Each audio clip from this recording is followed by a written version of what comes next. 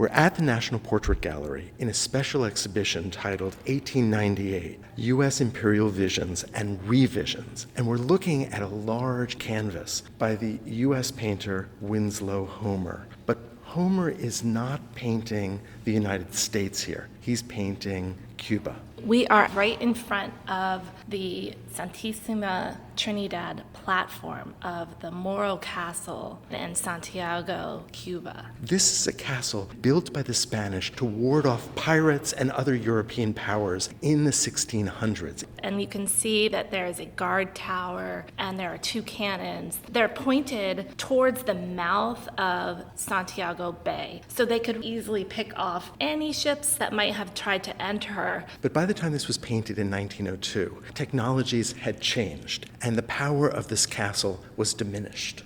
Let's step back for a moment and place this painting in its historical context. This was painted in 1902, but it depicts a series of events 4 years earlier in 1898, the year when the United States ousts the Spanish. The U.S. intervenes in the Cuban independence war against Spain. So the Cubans were fighting against the Spanish, and they were winning. But the Spanish retaliated by creating concentration camps. People were dying of famine, of disease, and people in the United States were understandably very affected and uncomfortable knowing that there's this humanitarian crisis. In addition to that, the USS Maine explodes as it's anchored in Havana Harbor. It was sent there by McKinley to be a symbol of American power, just in case that revolutionary fight started to threaten American sugar investments. So Spain declares war on the United States, and then the United States officially declares war on Spain on April 25th. And then McKinley sends more U.S. warships, and they blockade this harbor. The North Atlantic Fleet is patrolling Cuban waters. And here we're in the southern part of the island in the Bay of Santiago. And the mouth of the harbor is 400 feet wide. So when the U.S. North Atlantic Fleet steams over, they actually trap the Spanish fleet, which was inside the bay, getting fuel, getting supplies. They must have been petrified because escaping meant going through this narrow mouth. And so they would have to exit the bay one ship at a time. And because of the technology that the U.S. Navy had, the Spanish knew that they could not escape without being seen. And in fact, the U.S. picked off each ship in turn as the Spanish exited, from the largest, most powerful Spanish ship to the smallest. What you can see in the Homer painting, these conical bands of filmy white light that extend across the sky.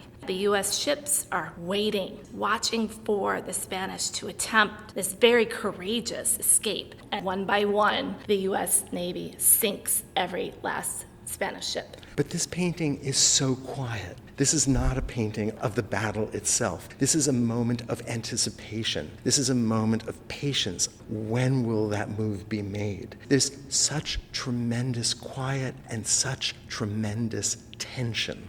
So Homer, I think, was interested in that tension. Homer understood that the Searchlight was the most modern piece of technology at that time. And throughout his career, he was very interested in technology and warfare. His first painting was of the sharpshooter, which he witnessed in the Civil War. Well, look at the way that the artist has created a parallel between the cannon and the horizontal searchlight. The cannon is the technology of war of an earlier era, and it has been surpassed. And there's this incredible contrast between the solidity of that cannon, this huge piece of metal, and the ephemeral nature of light, which is perhaps an even more powerful weapon.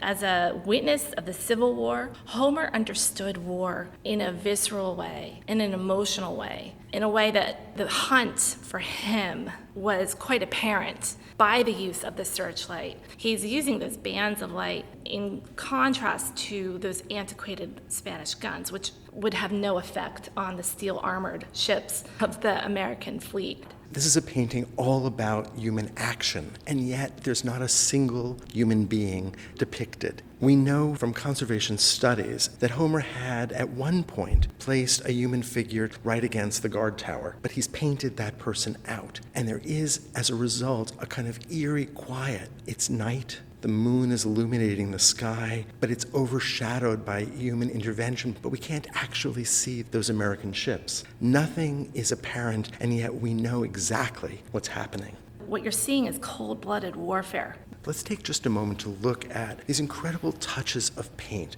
Look at the way that there's just a pure white that defines the horizon as it's picking up the glare of the searchlight, or the unexpectedly colorful scumbling that we see in the foreground. So Homer leaves us with this quiet painting, but one that is all about the anticipation of this terrible moment that is about to unfold. This painting captures a kind of ambivalence about the U.S. becoming an empire. And I think that Homer might have been questioning it himself. But in the end, I do think that he landed on supporting this U.S. expansion.